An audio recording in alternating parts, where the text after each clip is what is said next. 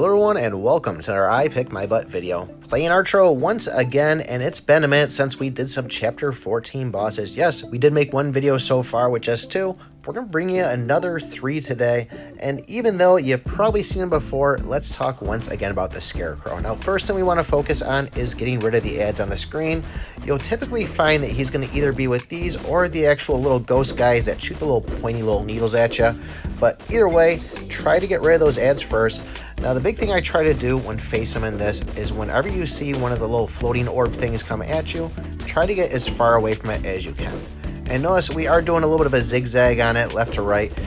After a while, this really doesn't seem too terrible, but the first time running into him, yes, I did struggle a bunch, but now it just kind of feels like, hey, Scarecrow's easy, especially after playing the Tentacle boss.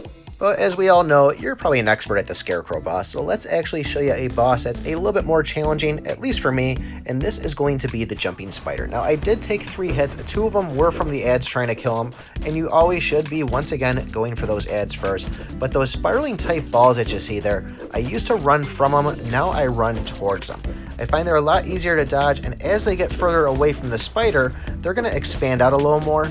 But as far as dodging these other little tiny ones, stick towards the outside wall. The fact that it's going to be bouncing in the same spot makes it a lot easier to dodge. When you get kind of hanging out in the middle, it can really be a pain because there's a good distance between them.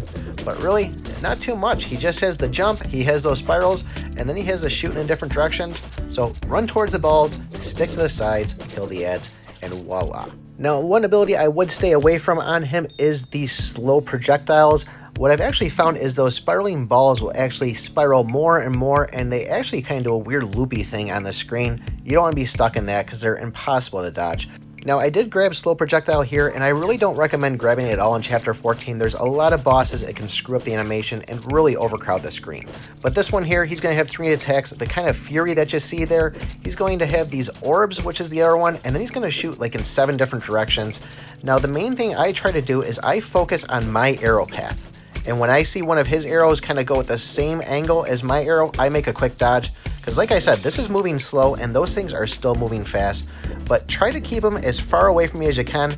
In a perfect situation, if you can keep some good distance and keep them up against a wall, one of those orbs will usually disappear into the wall, if not both of them, by the time they get to you. If he does get close to you, he's going to double up on those things, and especially with the spikes coming at you, it's a real doozy to try to dodge.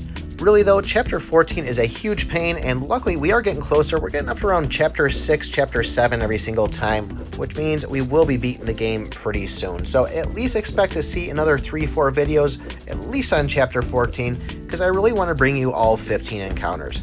So guys, hopefully you enjoyed this. Don't forget, like, subscribe, and remember, I pick my butt.